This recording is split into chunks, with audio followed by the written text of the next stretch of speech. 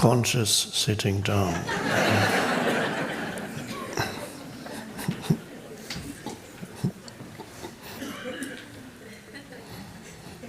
I don't do this all the time.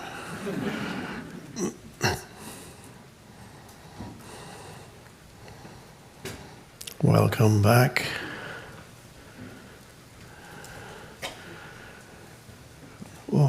All of you who are physically present and of course spiritually present, that's understood. And welcome to all those who are joining us from elsewhere.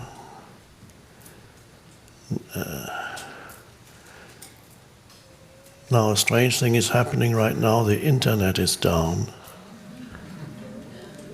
which means those of you who are joining us from elsewhere will be watching this in the future.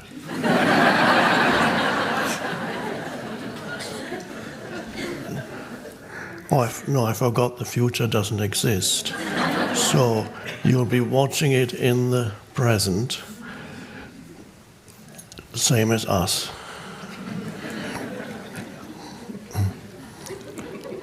It will be posted as soon as possible in the now.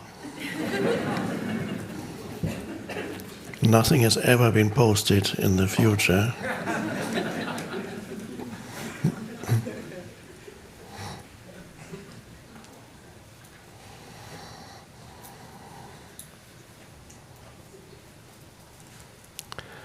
Just a quick reminder of very easy access to the present moment dimension. Easy access is sensory perception, alert sensory perception, breathing, inner body awareness. Inner body, I sometimes call it a portal into presence. And of course, breathing and inner body awareness are closely related, almost they merge into one. As you may know, I often recommend to start with the hands for people who have never experienced inner body awareness, and you can do that with people that you know who are not, especially not open to anything else that's so-called to do with so-called consciousness, spiritual, whatever. Can you feel your hands? Well, that's not too spiritual. Nobody should be object to that and say, I'm not into that spiritual stuff. Well, your hands, just your hands.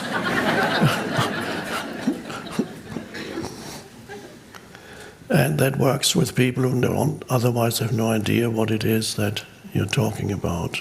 You ask them to close their eyes. Are your hands still there?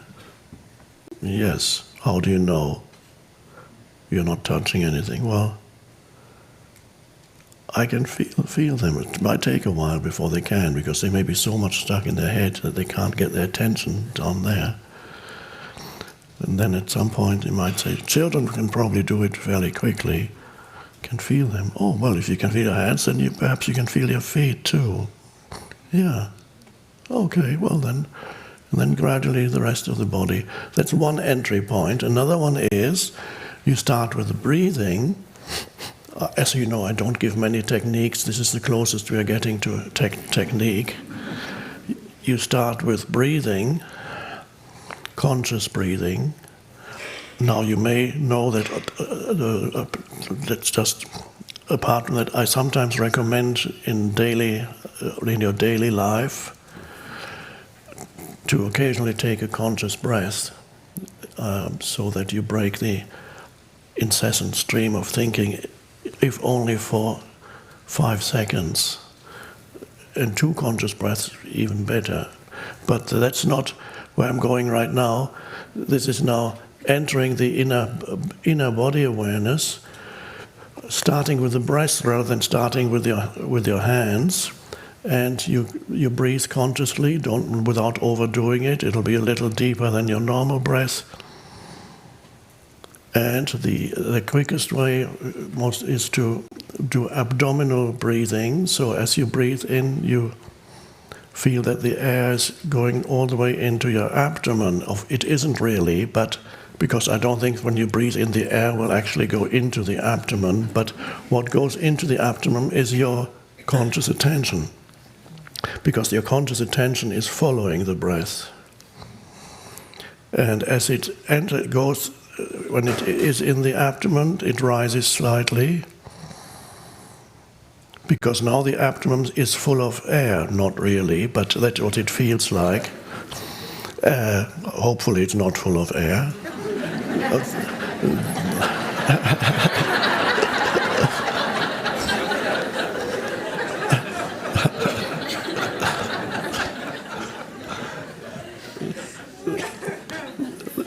It feels like that, but it's actually an energy suddenly is there that you didn't notice before, because your attention is moved there. So you ride, so to speak, your attention rides on your breath as you breathe in. And then when it's in the abdomen, it's good to, when you feel it's full, then you hold it just for a few seconds. It could be 3 seconds. It could be up to 5 before you start breathing out again.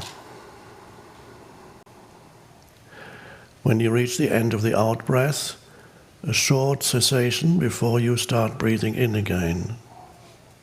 That's also a very calm point. The end of the out-breath is basically you've died. It's a miniature death, because every out-breath is a miniature death. And then the start of the in-breath, you're born again, and you grow up, reach maturity, belly is full, and then you start declining again. So the end of the out-breath is also just a short portion, just to notice the end of the out-breath. There's a still point when the in-breath hasn't started yet. And then again you breathe in, hold it, and out. Now the next thing is, while you hold it in the abdomen, you can feel the energy spreading from there into other parts of the body. There's an energetic point, I believe in Japanese, and sometimes used in Zen, it's called hara, which must be where the word harakiri comes from, but we're not going there. Hara is the belly, and so if you feel that, then from there it's easy to feel the energy spreading into your legs and into the rest of your body. So this is the energetic point. And so a few abdominal breaths, and you are in the body and out of your mind, in a good sense. You're out of your mind. Thank you, I am.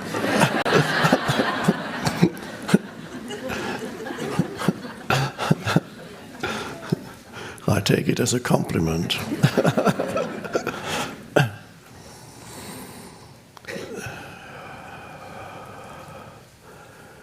And particularly when you're being plagued by thoughts that are futile, perhaps even destructive, negative, unhappiness-inducing, and you realize that these thoughts are futile, destructive, and unhappiness-inducing, so they fulfill no purpose whatsoever, which applies to most thoughts that occur to you when you're lying in bed between midnight and 6 or 7 in the morning, and you wake up and you're there. One can say almost any thought that happens to then is futile, unless you have a wonderful, incredible insight suddenly, which happens on rare occasions too, particularly if you go into the body first. But mostly people are plagued by thoughts in their mind. First of all, you need to know, and that's already, you need that minimum of awareness to know that you don't want those thoughts. If you don't know that you don't want those thoughts, that means you're so identified with the thoughts that you aren't even there.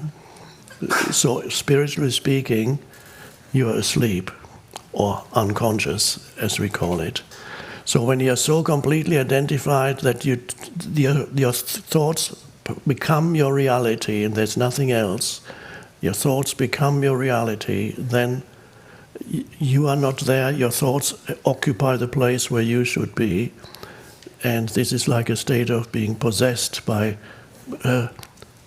mental formations, like little gremlins. They live in you.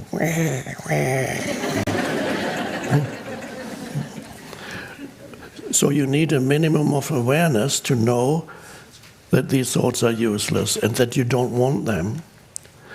But you can't push against them, because by pushing against them or try to suppress them, you actually would strengthen them.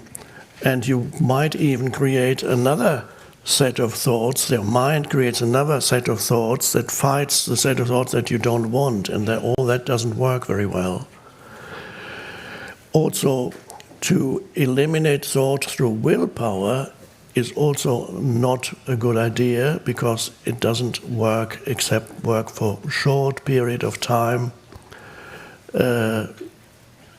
by holding your breath.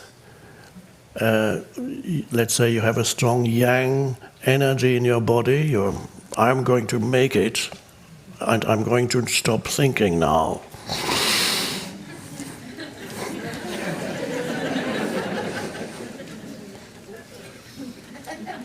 It's happening, I'm not thinking. But at some point you have to let go again. And that's like you take the lid off the pressure cooker, and then you think even more than before. And then you have to do it again.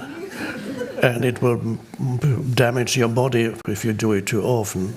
So that doesn't work. So instead of fighting the thoughts, just take your attention away from the thoughts. But then initially you need to put your attention somewhere else, and that is the inner body. So you don't fight the thoughts, you recognize them as not useful, that you don't want them, then you simply remove attention. You don't feed them with your attention, with your consciousness. So you break this cycle of compulsive, not only compulsive, but actually addictive thinking. One of the greatest addictions for most humans, probably on the planet, is the addiction to overthinking, excessive thinking, unhappiness-inducing thinking. And you won't believe, or maybe you do, how many millions make their lives miserable by unnecessary, addictive and destructive, deeply negative thinking. Millions. It's an enormous amount of unconsciousness is generated. Not only people do it to themselves, it's also when you're deeply identified with obsessive and negative thinking, it also, of course, influences the way in which you act. So if habitually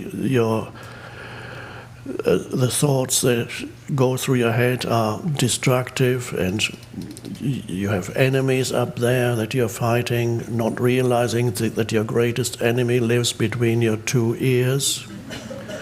So you have enemies that you're fighting, and then you get actual enemies in life. So you externalize this, and this becomes the world that you create, and this becomes the way through the screen of thinking you experience so-called reality that becomes your reality, and it's not a pleasant reality. And if let's now imagine millions of people living in such an unconscious state, then they create their collective reality. A lot of that is on the world news every night.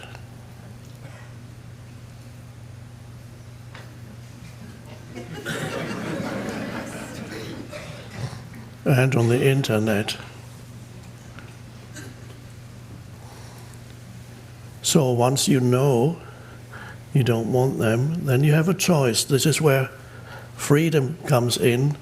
One could say, you have a choice now. Without awareness, you have no choice. You are on automatic, you're run on auto, you are pre-programmed, and what is running through your mind is the programming, which is the conditioning of your mind since childhood, created by your environment, your personal environment, and your cultural environment. So just a program, then you are a walking program, and you have no choice because you're so identified with the program, you are asleep. So as you become aware, choice, the element of choice comes in. And this is an interesting topic of free will. Or sometimes people ask philosophical questions. Is there such a thing as free will? Well, yes and no. We can see that when you are totally conditioned, your mind is totally programmed and conditioned, there's no free will. Then it seems that there is free will because you can make choices. But you don't exist as an independent, autonomous entity, you just seem to. You're connected to the totality of consciousness. So when it seems to you that you are making choices, for the first time you're making intelligent choices when awareness comes in, it's good to believe that you are making the choice, but if you look more deeply, the consciousness moves through you and is making the choice, and you realize that you are an inseparable part of it. So it seems to be free will, especially compared to what was before. But even that, free will would only make sense if you are a totally autonomous entity, totally separate from the rest of the world and other people and the universal consciousness. But that's not the case. So you're connected to the totality, and so the universal consciousness really, when you begin to awaken, then there's an intelligence that is greater than the accumulated knowledge of the mind, which is borrowed. It also uses universal intelligence, but it becomes trapped and limited. It forms an illusory entity. So free choice, you do feel that for the first time you have free choice. In ultimate terms you don't, but you don't have to worry about that. So you have free choice for the first time, and you can choose to, you can become responsible for your state of consciousness. And then of course you forget again. Then something happens, you lose yourself again in the conditioning of the mind, and then you notice again the waking up is part of the awakening process that you are going through.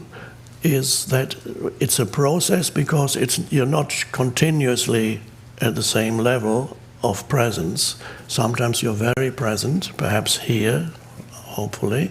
I believe you can feel the energy, the collective energy field here is an energy field of presence. You may not be this present when you leave here and you arrive at the airport or whatever you do, or you arrive home and you're faced with your daily life again. All kinds of demands come up again, and you lose yourself in all the things that you have to do, and really it means you lose yourself in your mind. And then suddenly you notice this has been happening, and then you wake up again and you take a conscious breath. And you don't believe your mind when it says, I don't have time for a conscious breath, there's too much to go do here. Now, a conscious breath is 5 or 6 seconds. So it must be a lie if you say, unless you're in absolute emergency, everybody has time for one conscious breath. And almost everybody has time for 2 conscious breaths, even the busiest person.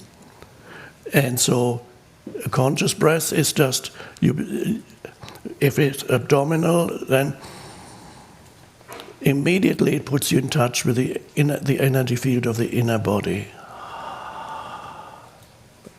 And just a short cessation as you breathe out. Hold it for a few seconds. And out. And it's so lovely that you might even want to take a 3rd conscious breath. You feel alive. The body is alive, but it's not just what you feel. It's not just the physical body. It's an energy field behind the physical body. And for a moment, you have transcended the person, the personality, the ego, whatever you want to call it. For a moment, something has opened up within you. And then, okay, what's the next thing they have to do? So this is being and doing. But some of this for a little while remains with you. Some of the attention, even if you start doing again, especially if you do this frequently during the day, 2 or 3 conscious breaths. As you see, I started with 1, now I'm saying 2 or 3. 2 or 3 conscious breaths many times during the day makes an enormous difference to your life. And gradually you learn not to completely lose yourself in the activities, whatever you do, in your doing, so that you can be, there is still a point of awareness, a point of stillness, a point of rest, a point of power within you that is not disturbed by anything that happens out there. And so you can still do things. And then you do them, by the way, you do them more intelligently. Then, because this connects you to universal intelligence. It's also the seed of the source of creativity. When you use your mind to solve a problem, and you think about it, the possibilities, this, that, you might talk about it to somebody, or you do it by yourself, and you think this is working, and then you can't find a solution, then is the time to take 2, 3, 4, I've gone up to 4 now. 4 conscious breaths. So it's stillness, you become still, and you feel this power that lives in you. And then when you then start thinking again, very often you come up with a new insight or a solution to the problem. And if not immediately, you do it a few times, and then at a moment that you would least suspect, suddenly you have an insight of this is the solution, or this is what I have to do. That frequently happens. And another thing that happens, this is a little mysterious, or well, some people might call it weird, but when you are connected with the point of power, that is, the entry point is the inner body,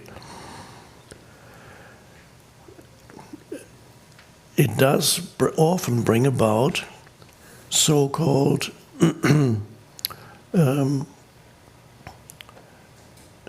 chance events or encounters or synchronistic events that happen that seem to be just the right thing for the right moment.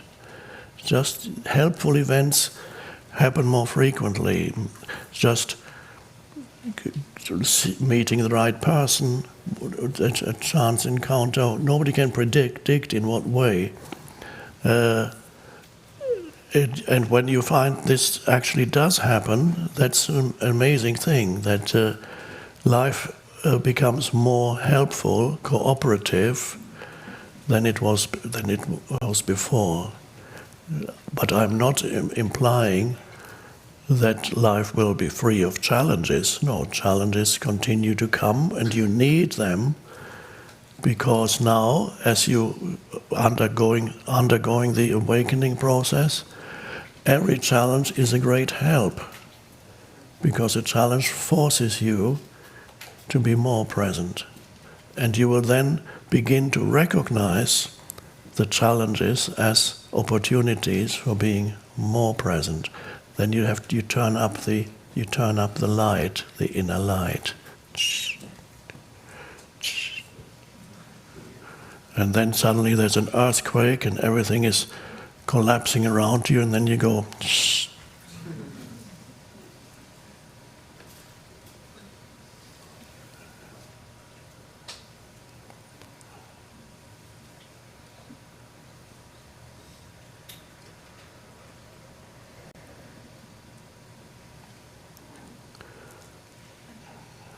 Or it could be your death instead of an earthquake. That's a kind of earthquake too.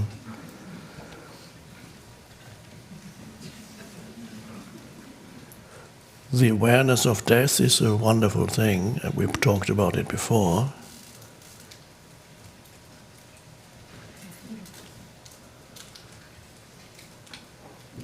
Die before you die. So whenever you take identification away from the egoic mind, it is a kind of death. But it's quite a nice death. If you resist it, it becomes painful, and this is when life is forcing you to experience the ego death. That can be quite painful, but that's ultimately good too.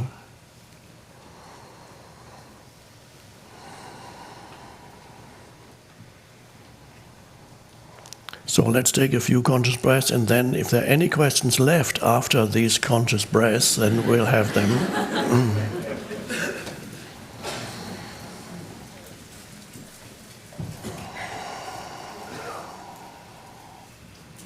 So you can do it at your own pace for just a few minutes.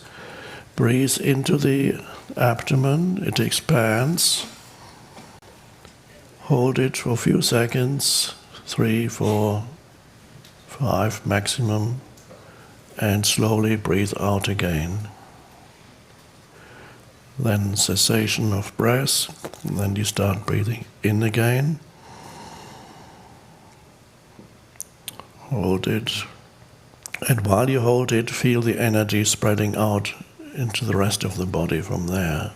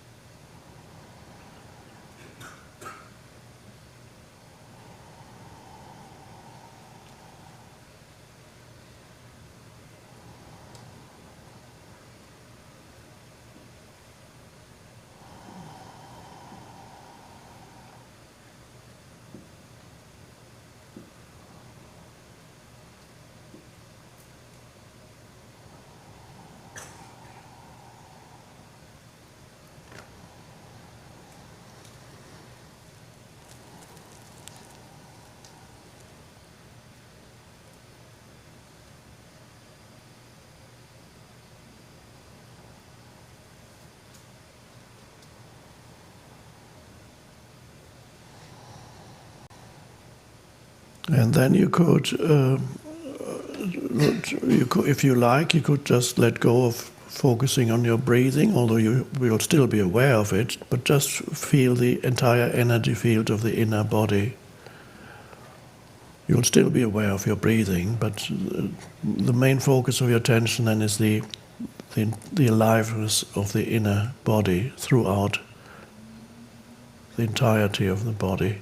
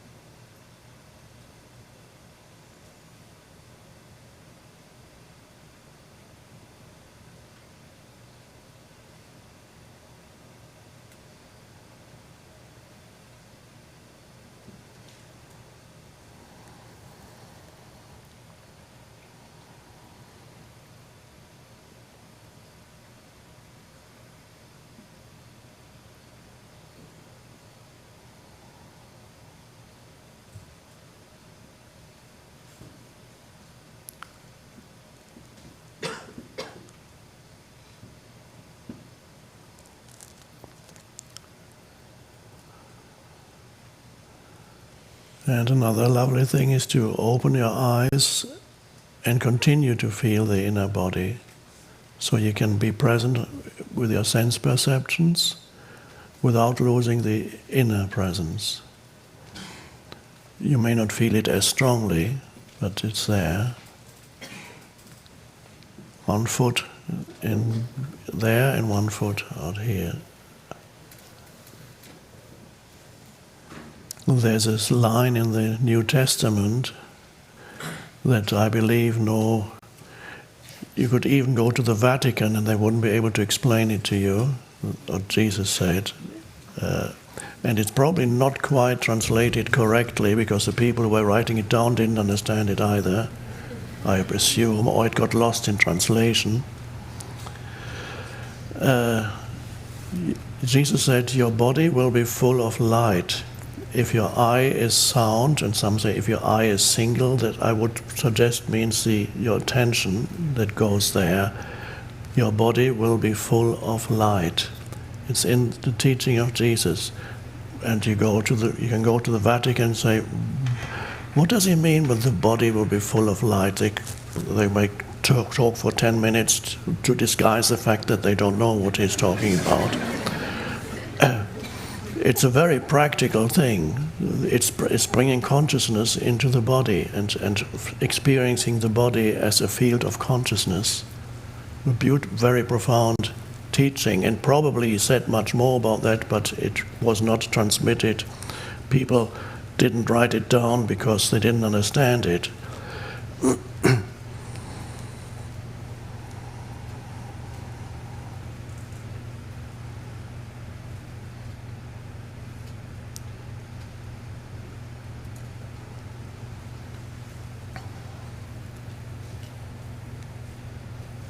And you can see when you engage in this practice how your personality, your personal self recedes, so to speak, into the background, and something else comes into the foreground. That is something that is a power that had always been there, but concealed behind the personal sense of self. And that now the personal sense of self then gives way. So something else comes up, which is unconditioned consciousness, whatever you want to call it, Buddha nature, Christ consciousness, whatever you want to call it, comes up. So here there's two of you. There's the form identity, the person, and there's the transcendent being. Amazing. And it's not abstract, it's not some philosophical stuff that we need to think about, it's very real, experiential.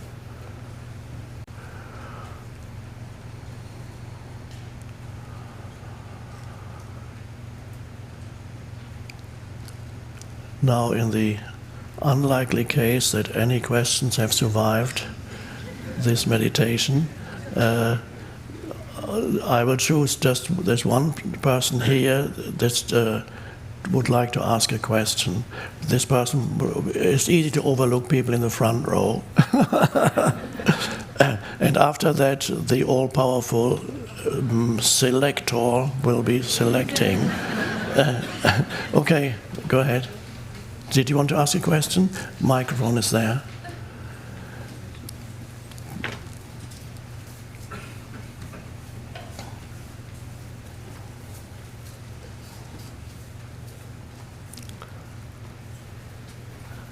Hi.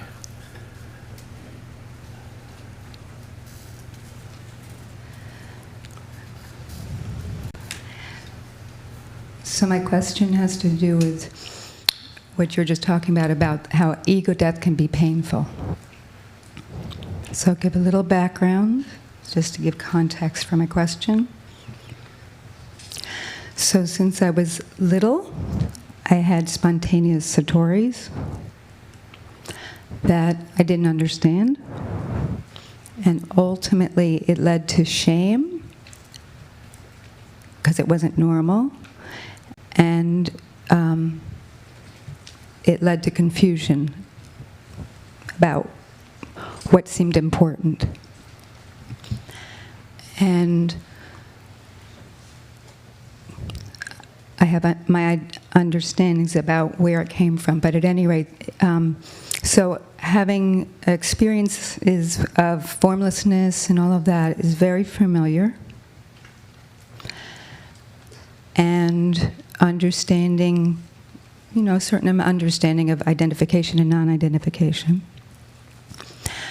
And I don't have fear of dying physically that I'm aware of. However, I have a spontaneous, like how the Satorias came on. I suppose people would say it could be Kundalini energy.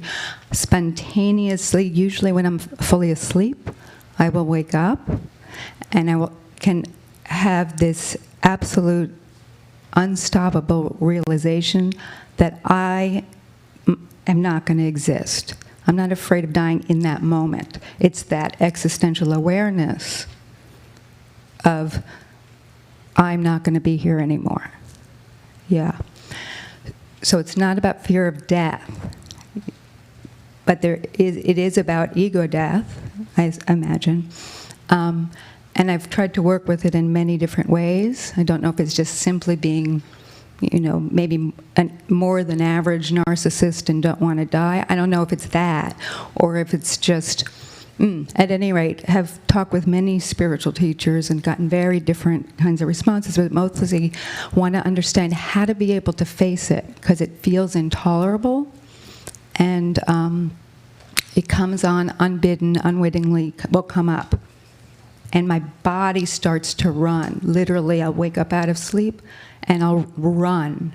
And sometimes I'll scream. The scream is the only thing that gets me out of that realization. I don't want that realization.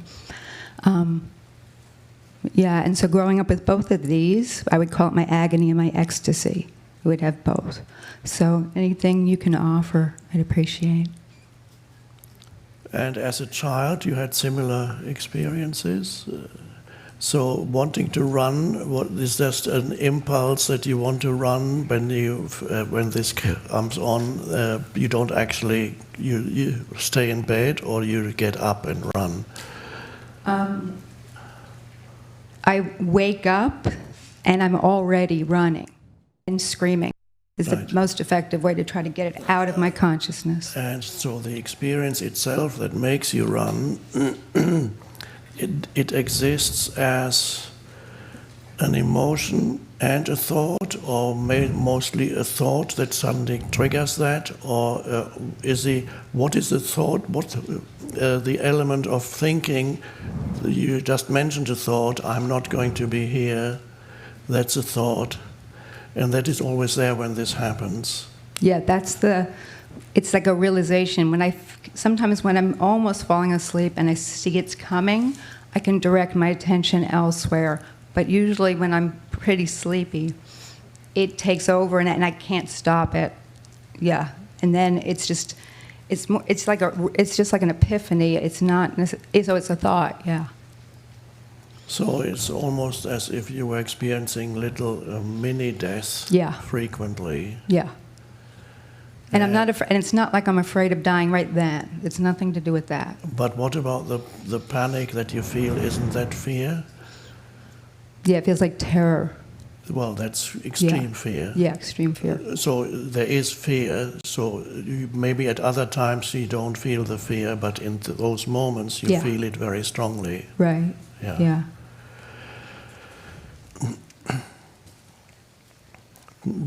So it's particularly in the morning or at night time? It happens when you wake up? It's night.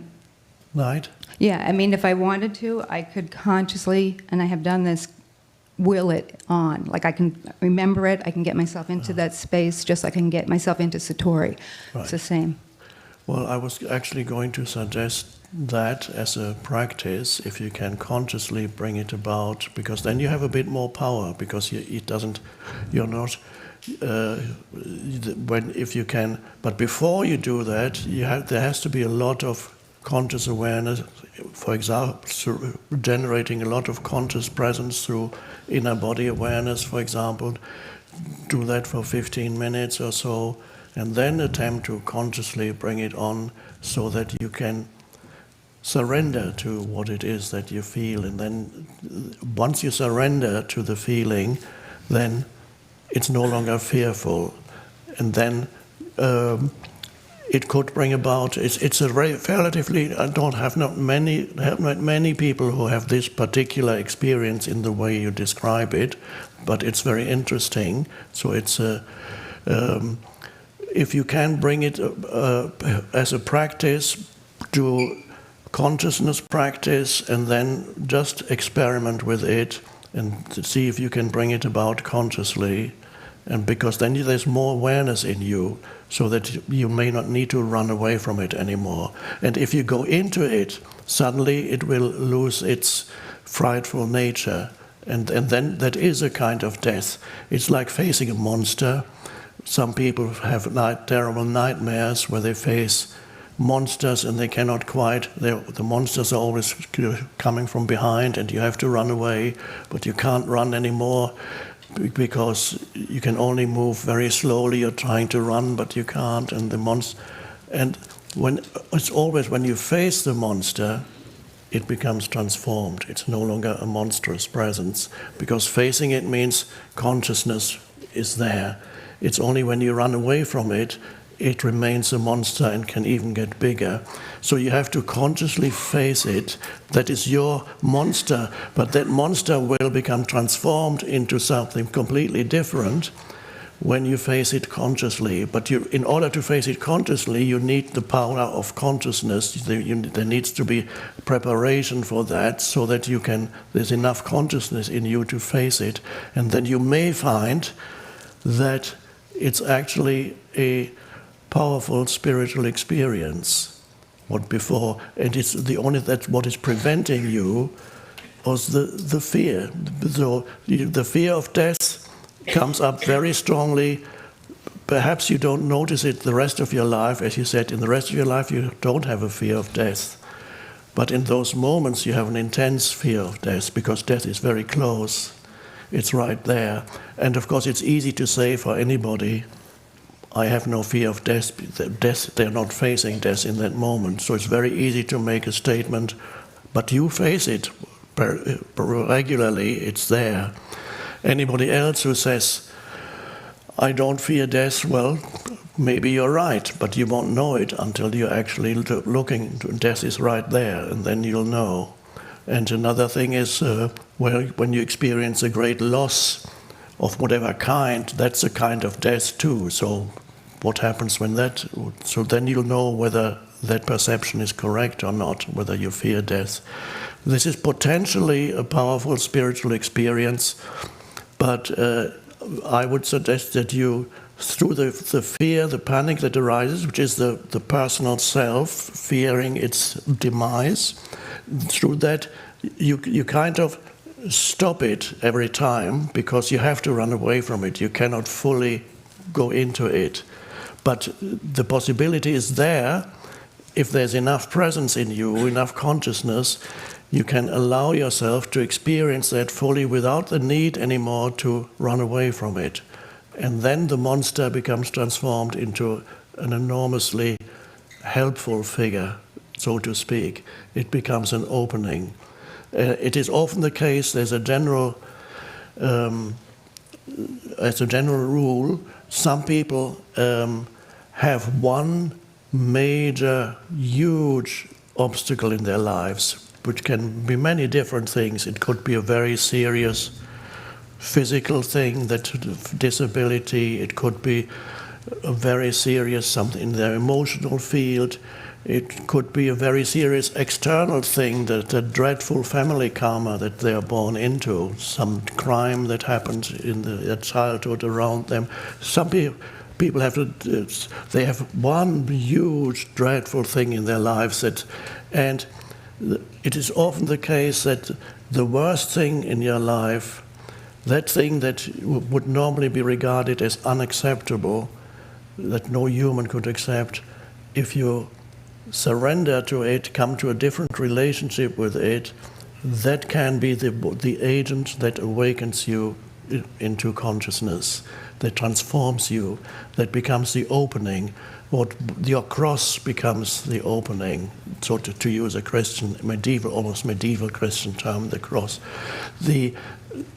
So I've seen people who've had one major thing that was the most dreadful burden in their lives, and that eventually became the opening, and they walk up through that. And so this can be the case with you. I believe it can, and I trust that next time we meet, you will stand there and tell us about it, and you will be perhaps awakened through it, have been awakened, if not what is total awakening anyway, but awakened. So that is my advice to you, and that's all I can say. Thank you.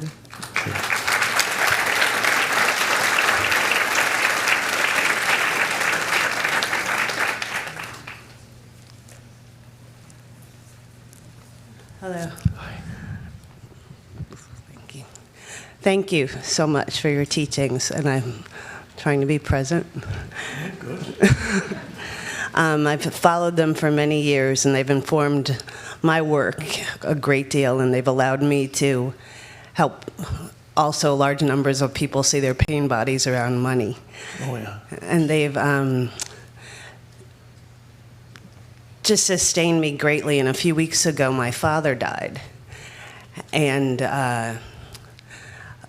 just came across some teachings from you and from Kim, and in a lot of ways it's been a very beautiful experience.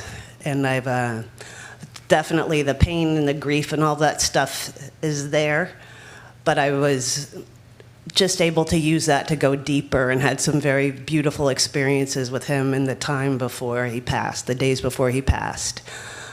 And that I feel pretty okay. I can handle the pain and stuff, and that's very strange to a lot of the people around me. And that I think was very strange to my partner, and a lot of pain bodies around not feeling needed and not feeling things came up, and that's seems to be a source of suffering. That it's not the grief over my dad, it's a different thing. And I was just wondering your thoughts on that, because that can trigger some things in me, like how could anybody be mean to me when my dad just died? And I know those are pain bodies and different things, but I am having just some challenges with that. But over the experience with my father still feels like a positive one, but I'm still having some challenges with that. Thank you. So your father died suddenly or after an illness? He's had dementia for a couple of years, and still worked and tried to function with that as well as he could. He's been pretty bedridden for about 8 months, but about 3 weeks ago, a blood vessel burst in his head. So it was very sudden. And I had to decide to, just do morphine and just pain relief for him. And he still stayed with us for another week. And it was very interesting to watch his body transitioning, and to, the dementia was gone. I could communicate with him. It was just a very beautiful experience that my son and I had with him. And we came out of that okay. I mean, you still have the grief, but again, it was... Were you present when he died with him? You were with, or just before? That afternoon, we had a wonderful celebration. At that time, the hospice worker who was working with us was telling us, don't talk about him like he's not in the room. He can really hear you. And we really started having communication with him, even words with him. And she explained to my son, it's like the dementia's gone. His body's here, and he's kind of somewhere else. And we really, really experienced that. And ironically, she said sometimes when people make their actual transition, they like to be alone, so also give him space. And at about 3 a.m, his brother, who had been staying with him in the room, just went to ask the nurse at the desk for water. And when he came back, he had passed. Right. And you had a good relationship with him on the whole? I had a wonderful, wonderful relationship with him. He was a very big public figure because of community service and helping impoverished people. And our relationship was challenged over the past couple of years. I felt like I ran into a hardness, and in retrospect, I can see that was some of that was dementia. Right. I'm asking these questions. I just wanted to make sure that when somebody feels a peace, which a loved one passes away, and you feel you're not as distraught as other people or people expect you to be, that can mean that you are very deeply connected with the essence of who you are, and thereby with the essence of who that being is, was, is. In other cases, when people say, well, it can be suppressed pain, I just wanted to find out whether there's a possibility that you're maybe suppressing the pain that you feel, or whether the reason why you don't feel that is deep connectedness with being. I'm sorry. It seems to be the latter.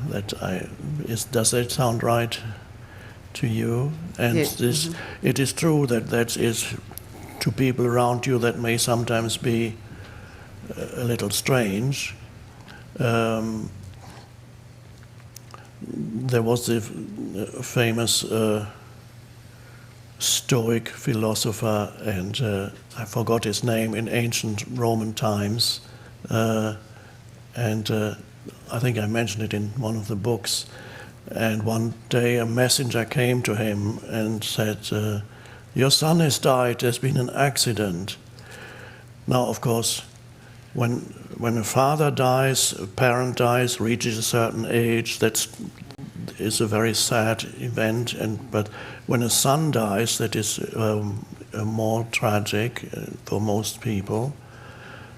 Anyway, the story goes that he belonged to the school of Stoicism, which is Marcus Aurelius, one of my favorite books, meditations. Anyway, he said, when the messenger came and said, your son has died in an accident, he said, I knew he was not immortal.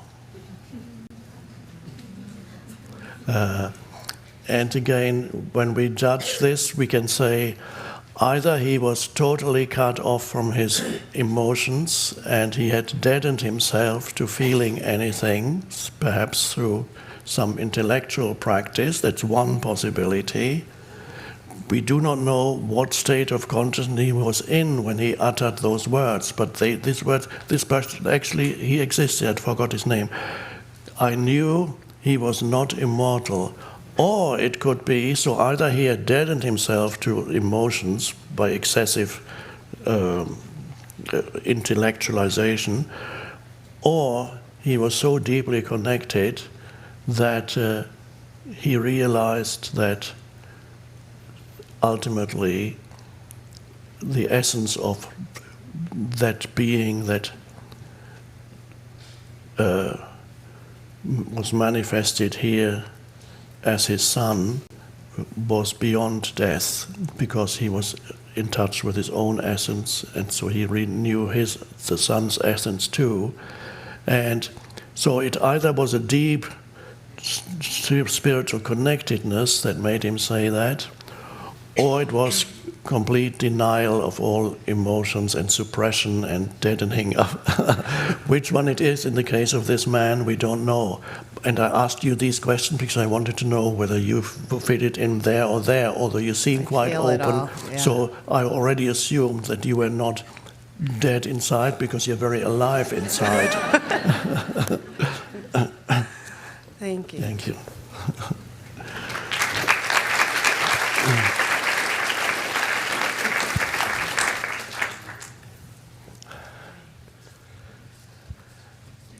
I believe I've heard you say that human consciousness on this planet is awakening at a more rapid rate. And I find that very hopeful. But I wonder why you say that. What makes you say that?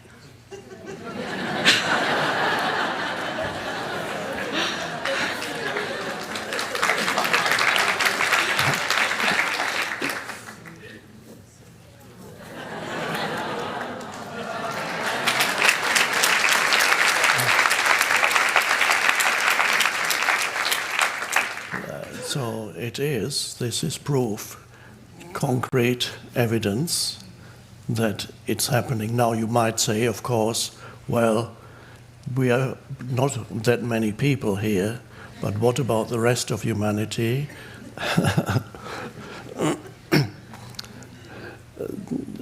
It is possible that I have a wrong view because one could almost say at the epicenter of an awakening. So it tends to be that most humans that I'm in contact with are awakening. So it could be, I must admit,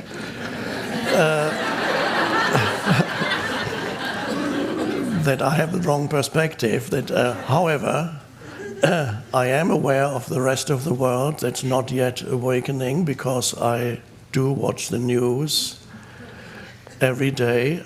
I know what's going on, not in the greatest detail, but just, I don't need to know the sordid details, but just what's happening. And we are moving towards several types of crises collectively, not just this country, many other countries too. And the awakening coincides with, seems to be a general rule, the times when awakenings happened coincides often with the time of extreme crisis, because it's only extreme crisis, and this applies to on a personal level, it is the case. You have to suffer quite a bit before you're ready to awaken.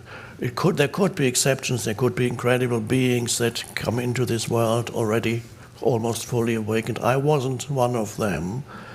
I had to go through suffering and ignorance and ego and all that. Without the suffering, nothing would have happened. And this also applies collectively. So some sufferings are of a personal nature. Other types of suffering are of a collective nature, and there are many areas where you can see collective suffering arising, collective possible disasters arising, and those are all, they coincide and bring about an awakening. This is how I see it.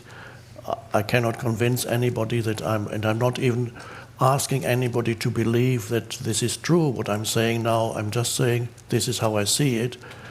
Your own awakening is not affected by whether you agree with me in this particular case or not. It doesn't matter. The more humans, there's already a significant number of humans awakening on the planet. You might not know this when you only connect with the media and all the mainstream culture that's around you. You might not know that there's a significant number of humans awakening. I cannot tell you what the percentage is. I have an intuitive sense of even percentage varies from country to country, and in big countries there are areas in the countries that are more awakened than others. So that's just how it is. And so what is the percentage in the United States of humans who are awakening? Well, I would say perhaps 10%, and that would be a huge number.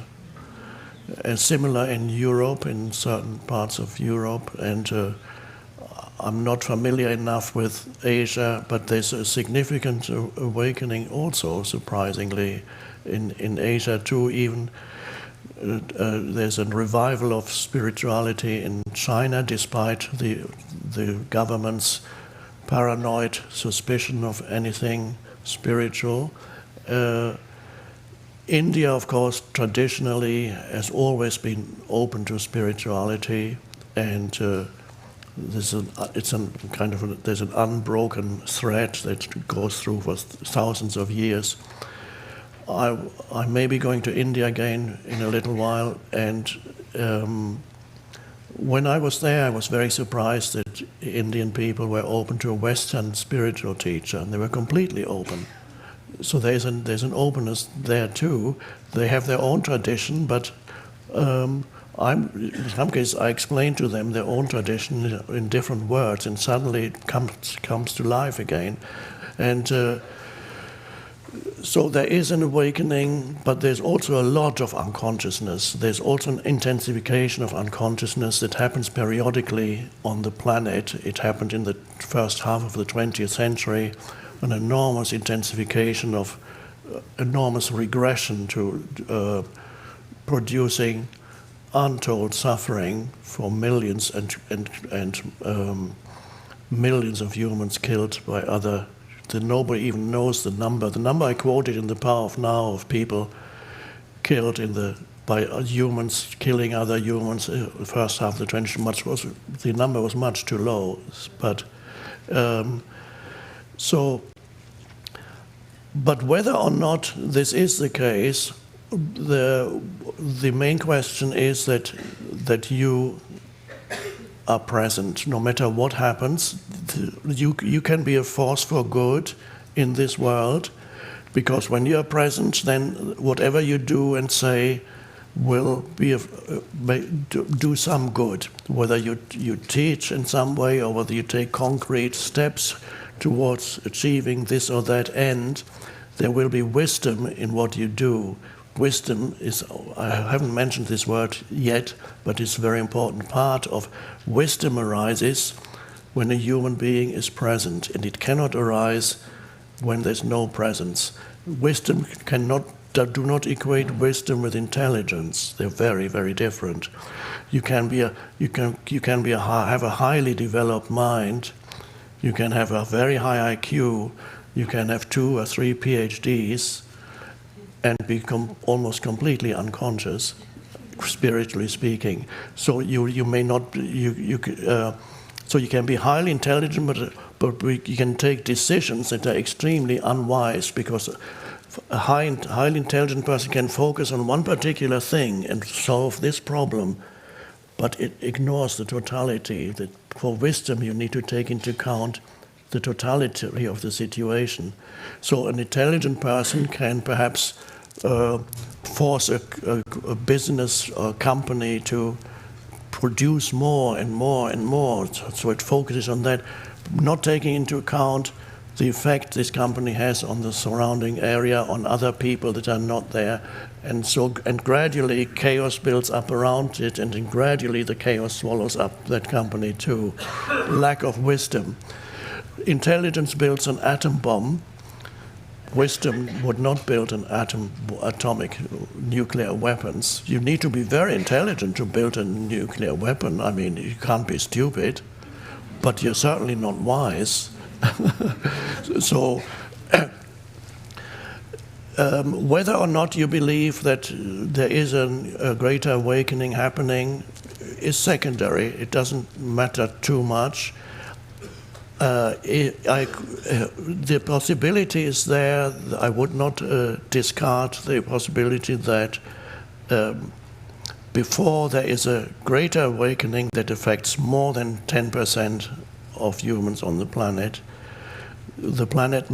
humans on the planet and the planet may have to experience disasters, and that I'm not a psychic. I can't predict the future as such. I can see certain disasters looming up, not just ecological, also others. And I'm a long-term optimist. I know that the evolution of consciousness is unstoppable, but the evolution of consciousness does not happen in a straight upward line. It's not how it goes. The evolution of consciousness goes like this. There are always regressive movements before the next step forward. So you move up. In the 60s, that was an interesting time period. We had on a small scale, there was an awakening. There was a spiritual awakening in the 60s. And it coincided, and the awakening kind of started in California, I believe. It coincided with in the Vietnam War and all the madness of that. Without the Vietnam War was an important part of the awakening. They come together. So it's always that. And then, of course, we had the early hippies. They were great. And then after a while, it degenerated into something else. And then it seemed we lost it all again. There was huge promise in the 60s. Wow, this is really so many people becoming conscious. And then other things happened. So there was a little regressive movement. So there's a movement upward, and then you go. Now, how far you go back, that varies. There was the Greek civilization. There was quite a evolution of consciousness to produce Greek philosophy, just an amazing thing. And then the Romans came. They were a bit more technologically advanced, but also to some extent, there was literacy. We're all familiar with the end of the Roman Empire, the end of antiquity, where there was relative consciousness, not awakened consciousness, but much more consciousness than elsewhere, except India and so on. There was all so then there was the so-called Dark Age, where suddenly many skills were lost. People could no longer build complex structures. From building complex structures, when the Roman Empire collapsed, for hundreds of years after, it was mostly wooden buildings, until finally, 900 years later, they started building cathedrals, and then there was a revival. So they lost many skills. Literacy was almost lost completely. Nobody read any books anymore. Culture only survived in isolated monasteries here and there, where people kept the books alive and translated them, or the monks were sitting there and they're translating old texts. So there was the so-called Dark Age, a regressive movement. And then there was a Renaissance. There was again a bit of an awakening. And so there's always this continuous movement of regression and a step forward. There's a French expression that I think it goes reculer pour mieux sauter. You step back so that you can jump forward better. And that's the kind of, seems to be a general rule for evolutionary progress. And yes, I think there is a possibility that before there is a much greater awakening, we may have to experience a regressive movement. It is possible, but this is never lost. There are humans who are awakening, and this remains in the human collective consciousness, and then that will be easier when the time is ready for more humans to awaken, because the foundation is already laid, the seed for it is already in the human consciousness, the collective consciousness. So let's see what happens. We don't need to be afraid. Don't be afraid of what happens. All kinds of scenarios are possible, and nobody can predict what form it will take.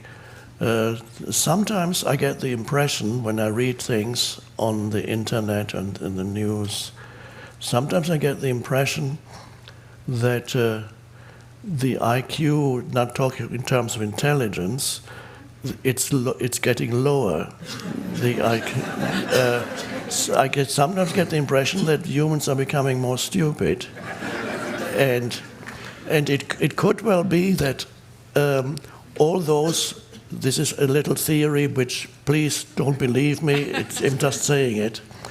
It could be that humans in whom awareness is not arising will experience a regression in their level of intelligence, because it cannot develop any further. It can only go back. And there are humans who are aware. They form a different type of humanity. So it's quite possible that humans who are not awakening spiritually are becoming stupid, and those who are awakening spiritually are able to, they will have to somehow manage in this world. That is, reminds me of, it's a funny story. I'm keeping you standing there. I'm going. Okay. There's a movie that I haven't actually seen, but I've read about it, and I've seen little clips on YouTube of this movie. It was made a few years ago. It's called Idiocracy, and it's about it's a science fiction movie, but it's humorous. It's about a young soldier in the United States Army of average intelligence, just a normal guy. He volunteers for an experiment he gets frozen. They want to experiment whether you can freeze a person and wake him up after a year, whether his functions are still there. So he volunteers for it, he gets frozen, and when he wakes up, soon after he wakes up in this strange world, he meets other people and they behave very strangely. They all seem to be very stupid. And he asks, what year is it? And it turns out that something in the bureaucratic system in the army went wrong, and they forgot about him.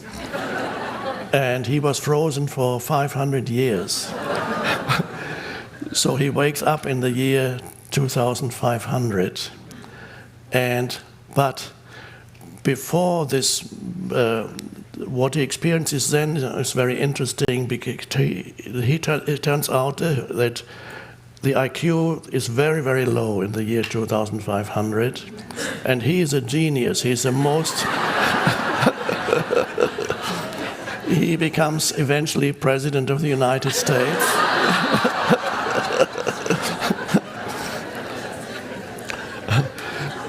But now, before this movie starts, there's a little thing that's not related as such to the characters in the movie, that is at the beginning. You can see that on YouTube.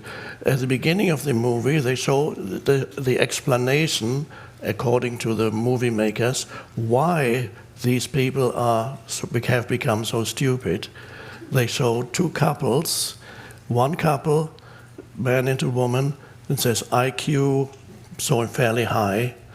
They show another couple, IQ quite low, 80 or something, quite low. And then they dump 10 years. Every 10 years they show what the couple are doing.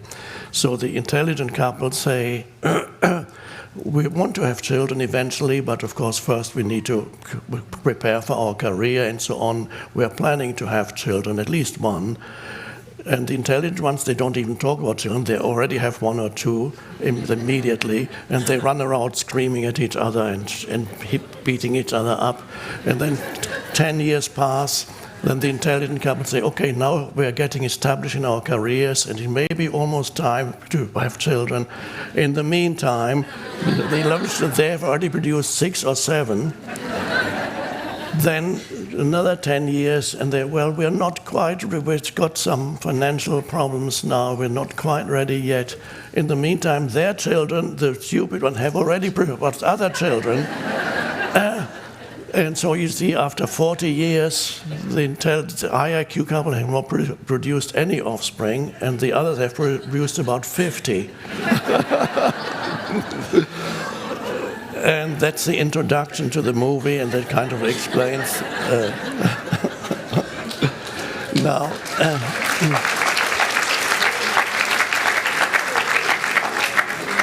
so we need you to produce more children.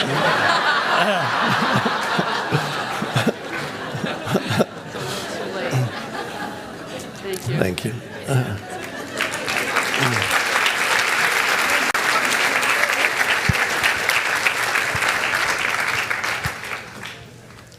Thank you, Eckhart, for being such an authentic teacher and bringing a platform of so many beautiful souls together.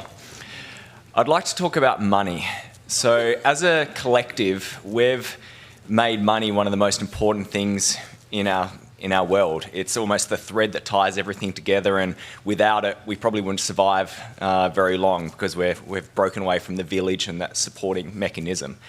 And if there's anything that takes us out of the present, it's money. It makes us often into the future. But money really isn't bad, it's our relationship with it. Could you, and I actually believe money can be a great spiritual teacher, because it highlights where you have blockages in your 7 chakras and where you need to clear. So could you talk about money, the role it plays in our society and in awakening? And also I'd appreciate if you touched on your relationship with money and how you've embraced accepting money as a spiritual teacher, because that often gets criticised in that world. Yeah. Well, I've experienced being poor, and now I'm experiencing the opposite. And the strange thing, however, is when I was, well, as a child, we were relatively poor, and then I actually felt poor. That's when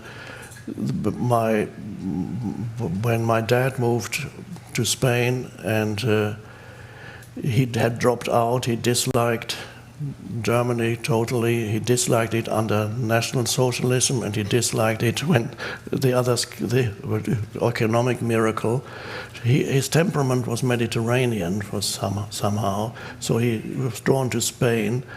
He had made some money, and so he dropped out. He gave up his job. He divorced my mother. He went with another woman, married another woman, went to Spain, and eventually I joined them. And because my mom didn't know what to do with me, I refused to go to school at 14. So I'm not doing it anymore. I've had enough. Can't stand it. And then just as I was arriving, my dad had run out of money, but he refused to go back. So we lived on very little. We had no television, of course. We had no refrigerator in a hot country. We had no hot water. We had obviously nothing. Eventually we got a record player. No radio, nothing. And lived on the minimum. And I always, then we met other people visited us, foreigners who were living there or visiting, and they all seemed to be so wealthy. And I said, oh, I hated them. And they were always buying stuff, and they were always consuming, they were always munching something. And we couldn't afford to buy anything or munch anything. So I experienced this lack of money. And then times went on. I got a job in England. I had a moderate income for a while. Then I became a student, lived on scholarships, and that was okay. And then I dropped out of everything eventually.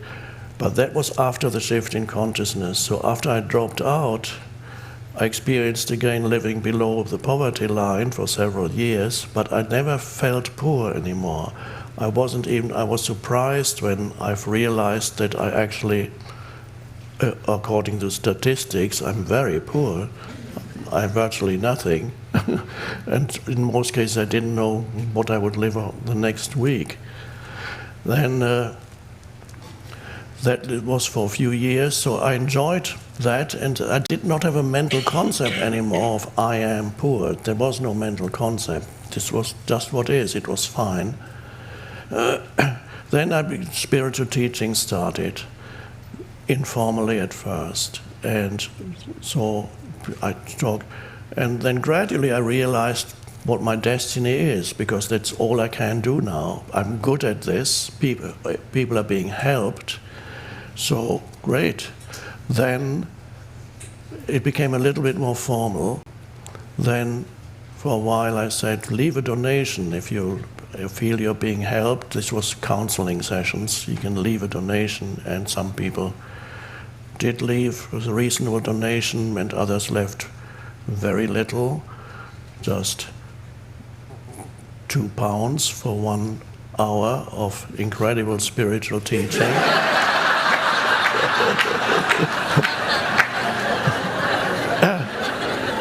And I remember one woman she was just coming from her shopping, said, "Look, I got this great dress. It was only 300 pounds, but she only left 5 pounds for more."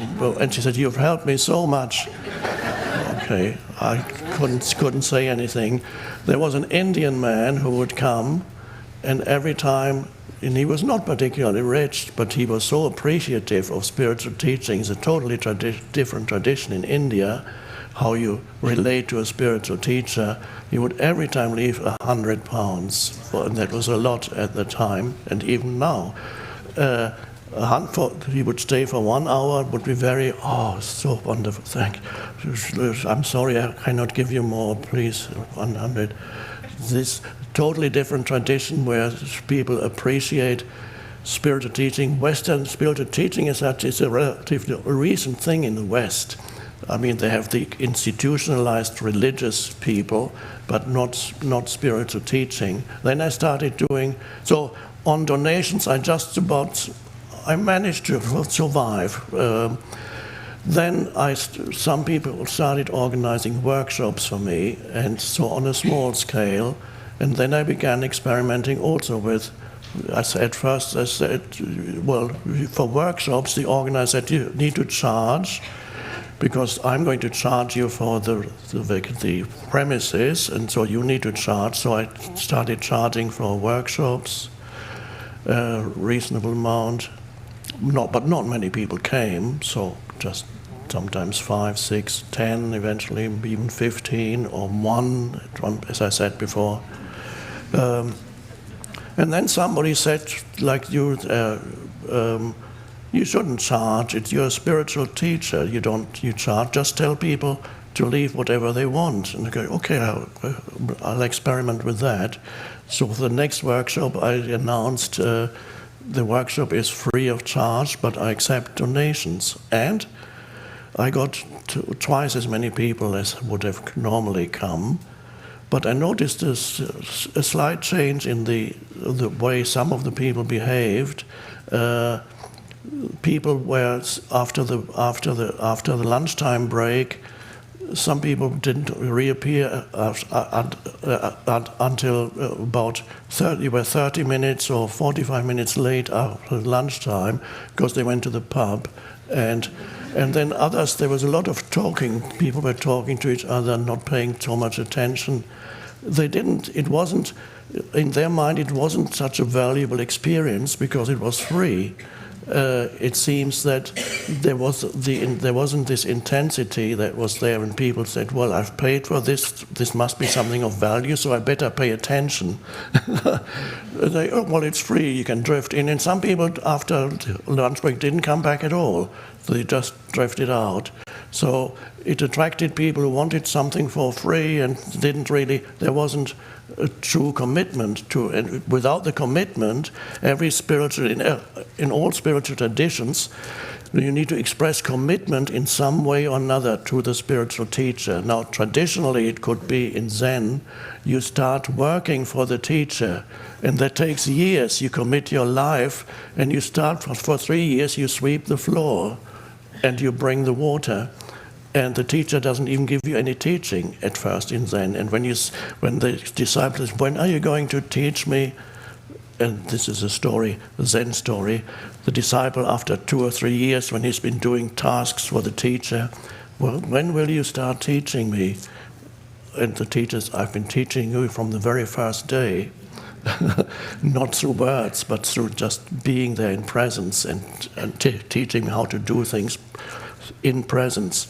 So you commit yourself, there's some kind of commitment to the teacher or to the monastery or whatever it is. You need some kind of commitment.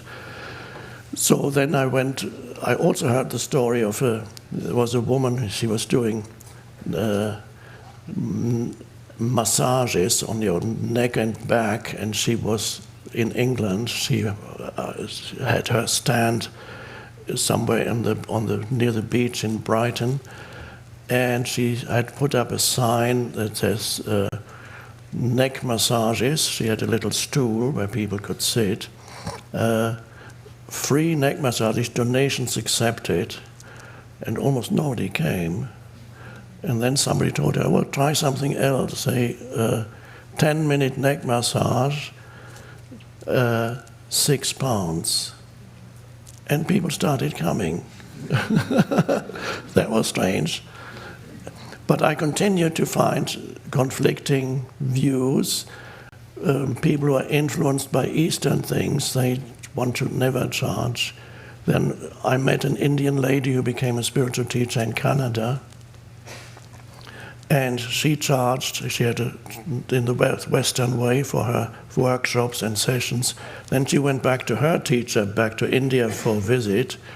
And her teacher said, how dare you charge for teaching? You're no more than a prostitute if you charge for spiritual teaching. Don't ever do that again. And said, okay. Then she went back to Canada and said, from now on, all my sessions are free by donation. And after 6 months, she couldn't pay her mortgage anymore. So it's different approaches. People,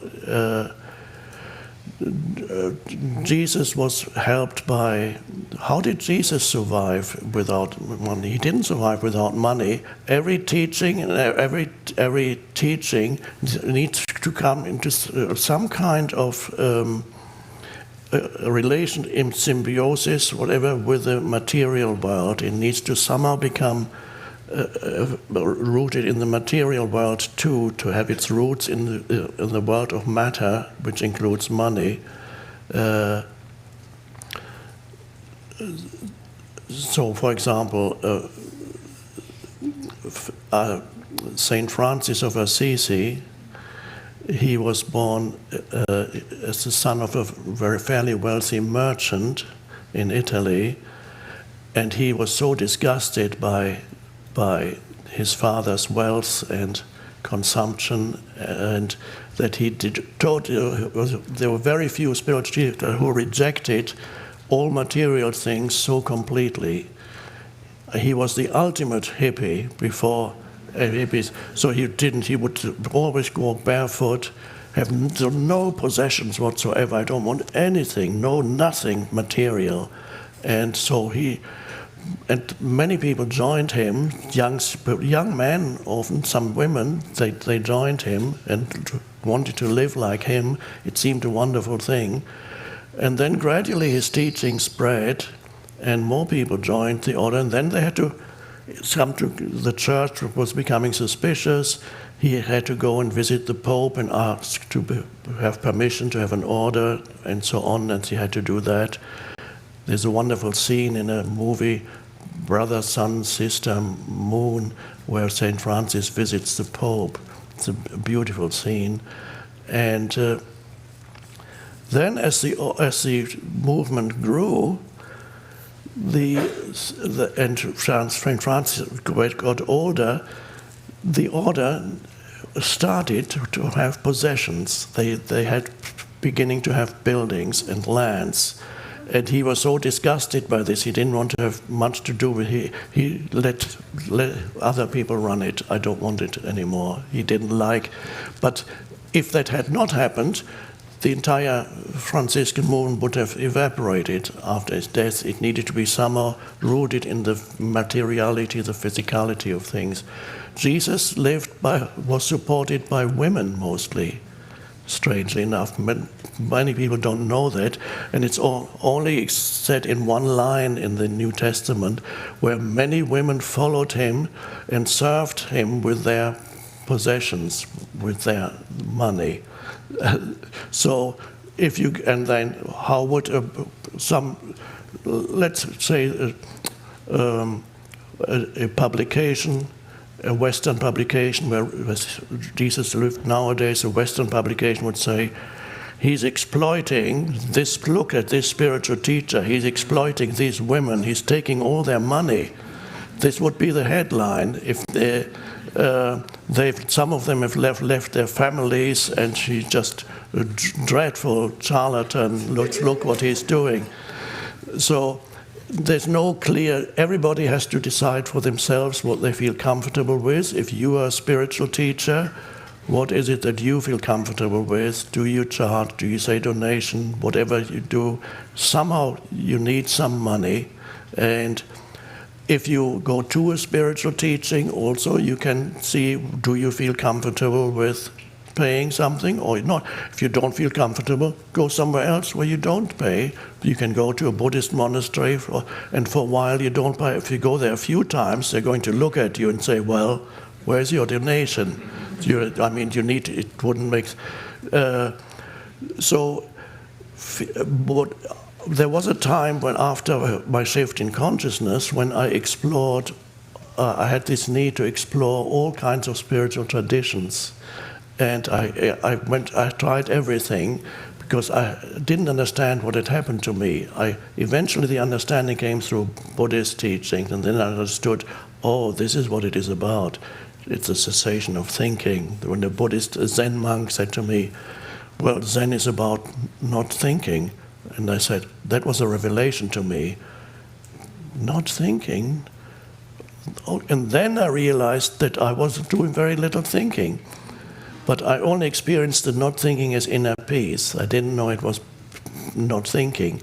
But anyway, I explored other things. Course in Miracles. There were workshops. I wanted to know what's the Course in Miracles. I read very interesting. I went into Scientology. I never became a member. I did one test. I just wanted to, but they were so. The guy who was doing it was so stupid that I didn't even want to know his interpretation of my test. But then I went to other workshops. There were some workshops charged money, and occasionally I was so interested that, okay, this one charges £500 for the weekend. Well, I don't have £500. Then I remember, okay, I need to get a job. I was really interested. I can't remember what it was. There are so many things. I need £500. Okay, I remember what job I got to get the £500 for 2 weeks. I got a job at the Kennel Club in London, registering dogs on little cards. What's the name of the dog? They were all coming in. Every day they were coming in. I had to open the envelope, register breed, name, age, gender, there were no computers then. Okay, and after 2 weeks I had enough money to join the workshop. It wasn't very good, but at least I knew that wasn't for me. And I never felt, oh, these people are terrible. If they want that money and people do it, perhaps it's worth it. Perhaps it's a wonderful thing. It happened not to be a wonderful thing, but generally speaking, you're very right. Money can make people very unconscious. Some people, even just beginning to talk about money, especially people who have had an experience of scarcity in their childhood and whose parents were fearful around money, and money was always discussed in their family with negative emotions. There was never enough and so on. So I know I've met people who were relatively conscious in most of their lives, except the moment when money was mentioned. Then immediately it pulled them into unconscious reactivity, and not just necessarily huge amounts of money. It could just be, he charged me too much. It was $10 too much. The entire bill was $200, but it was the $10. It's terrible. So just mention money and they become unconscious. For some people, there are other triggers that still make it. There may be some of you who have certain triggers that make you unconscious. Whenever you think about it or talk about it, it could be, for example, your ex-spouse. Whenever you think or talk about him or her, you go, oh, awful. Or it could be money, or it could be something else, some other, your pet subject that you feel, something in politics, that the moment it's mentioned, you become reactive. But for many people, it's money. So you need to observe that money is only, one could see, symbolic energy. It symbolizes energy, and in itself is not problematic, but for many people it becomes associated with fear, of the fear of not enough, and also ego. It becomes associated with ego. So how much money you have determines your worth. How much, this is a weird expression, how much is he worth? That's ridiculous. So what's your relationship with money? It's one which has evolved over time, and now it's a place where I see it as symbolic energy, and that's what I'm going and teaching the world about. Yeah, good. That's good. I'm doing good with the money. Not everybody, almost nobody knows what exactly I do with it. I feel like Jesus' advice, when you give something, don't let the left hand know what the right hand is doing or something like that, so nobody knows, because you can so easily become ego. I met somebody last year, lovely, wonderful man. He's doing such good in the world, and he's very wealthy. But he's not here, so I'm just saying it. Maybe he probably won't even know I'm referring to him. But soon after meeting him, he gave me a list. He pronounced, well, I'm engaged in the following charities. This one, I've been supporting this charity for 15 years, and this is what is. Then I'm supporting this, and then I created that charity, and that it's wonderful work. But I could see he was already spiritually awakening, but his ego was clinging to his charities. So he's doing good, but it's not doing him much good, not his ego. So it's better to give anonymously, as I often do, to give anonymously. People don't even know where it's coming from. That's a lovely way of giving. And also, we have a foundation now that hasn't got, it's only just starting. I hope the foundation will be doing more and more. Eventually it will take over everything. And then the foundation hopefully will be there when I leave the body and carry on, because it could happen. You never know. Thanks.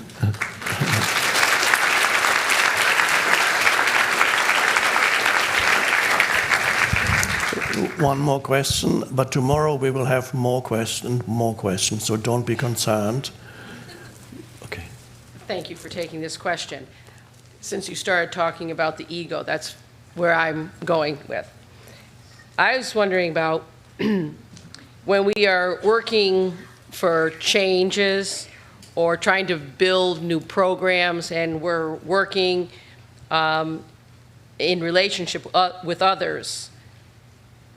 How do we work in relationship with others without our ego wanting or fearing something from somebody else, from the others that you're working with? Is there a neutral ego state, or can we live without having the ego interfere with whatever it is that we're trying to do or work with people? Okay, good. So the two key words that you mentioned in relation to ego is the ego either wants something from the other person or it fears something from the other person.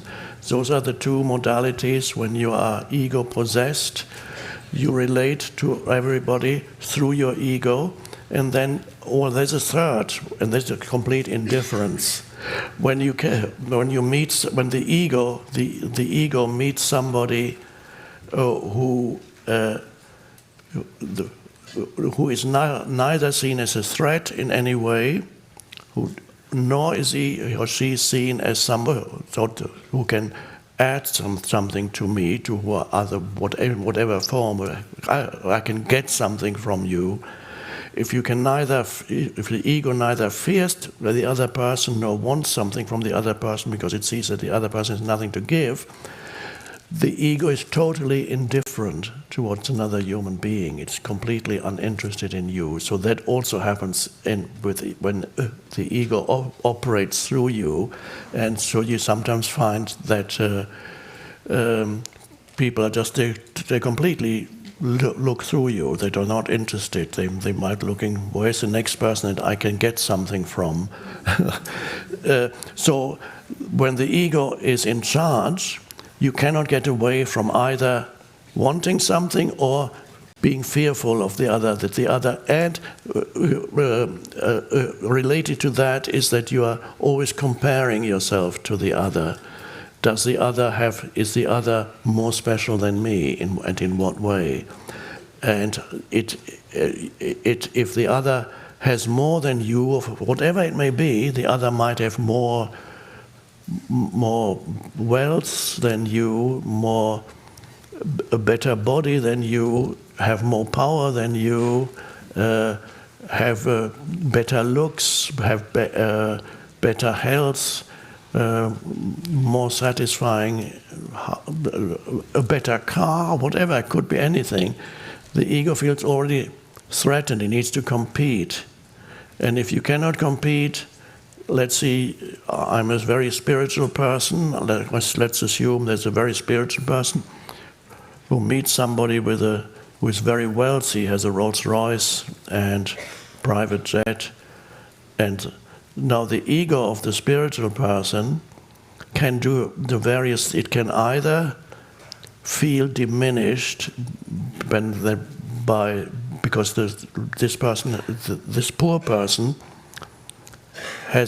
doesn't have these things nor has any chance of getting these things. So he looks at this guy who has a Rolls Royce and a private jet and feels diminished in its sense of self-worth. And then, in order to combat the perceived diminishment of sense of self-worth, the egoic mind will come up with something to diminish the value of what this person has. So in the case of a spiritual person who still has an ego, though, if a spiritual ego, the person says, look at this dreadful materialist, I'm sure he got his money through corrupt business practices, and look how he's polluting the planet with his private jet, how dreadful, the most awful person.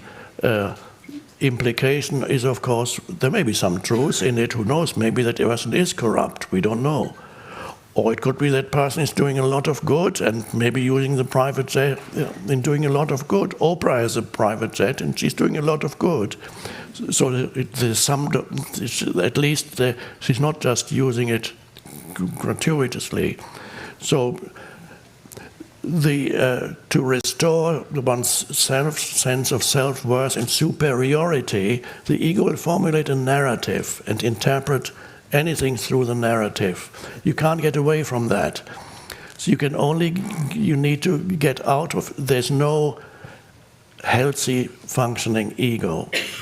People sometimes think there is a healthy form identity. Your form identity is who you are, you have a body, and you have a certain personality that's to do with your upbringing that creates the personality. And that's your form identity. The personality doesn't completely disappear when you awaken spiritually. You still have a certain personality. And so you need a personality to function, to talk, so that people don't think you are totally weird.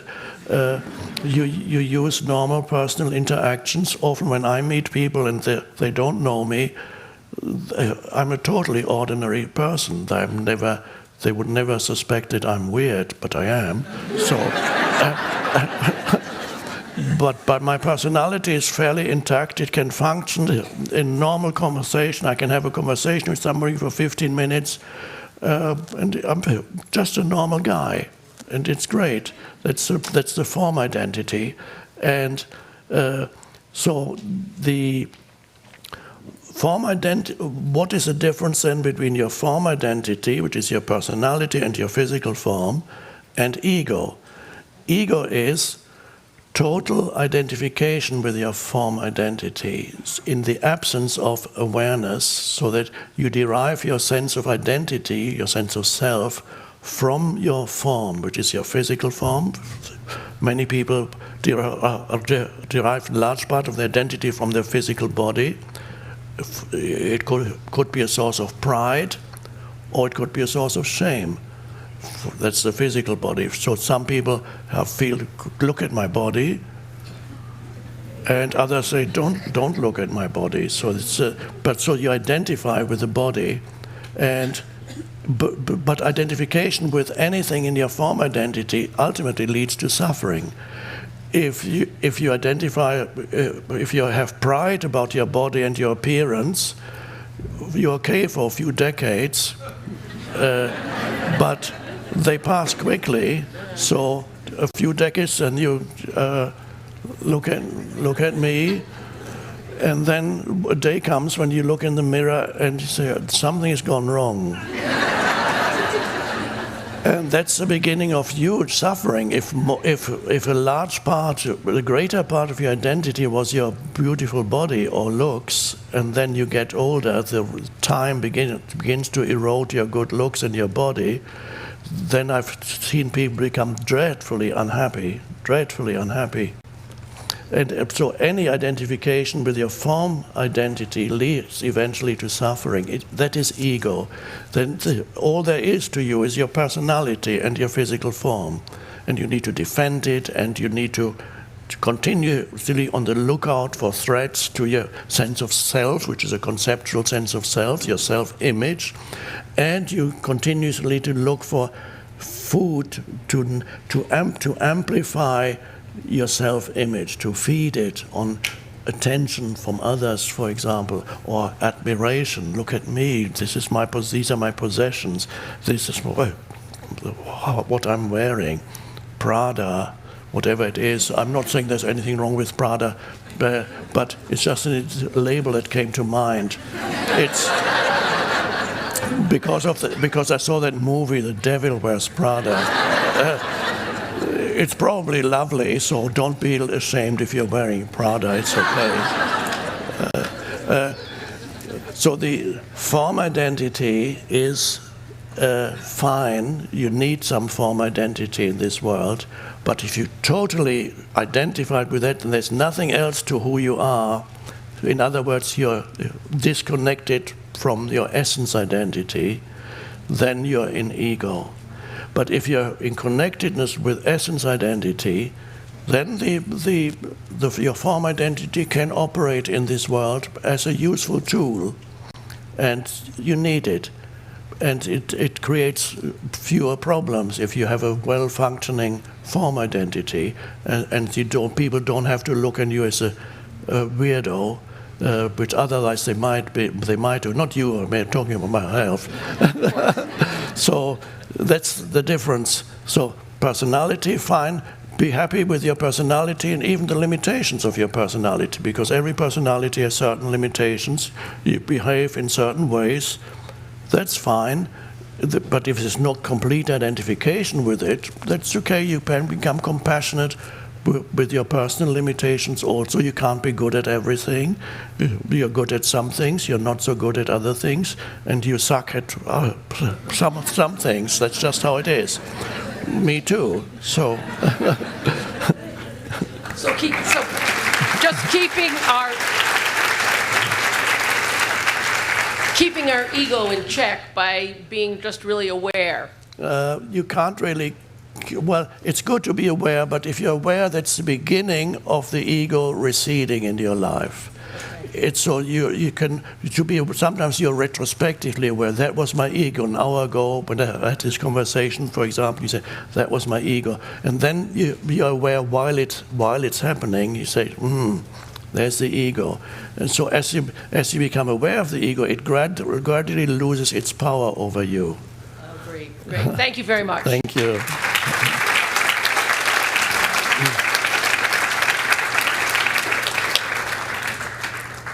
So I will meet you again in the so-called tomorrow, so-called future, but during the daytime, it's my day off. So I'm going to have fun.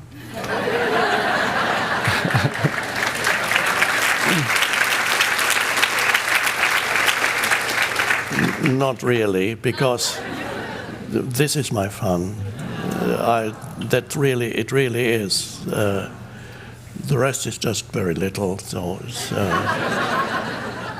however, tomorrow evening we'll have our legendary spiritual entertainment evening. And if you have not experienced it yet, how many of you have seen a spiritual entertainment evening? Okay, quite a few, but not that many. In that evening, it's not that I sing and dance. That's not. Although it has happened too, and it could happen, but I'm not planning. What I do is I show little, very short video clips. Some of them are funny, some of them are. But every video clip, I can comment on it, and everyone, except one or two, which are just simply funny. But otherwise, every video clip has a spiritual teaching embedded in it. And very often, my commentary is much longer than the actual video.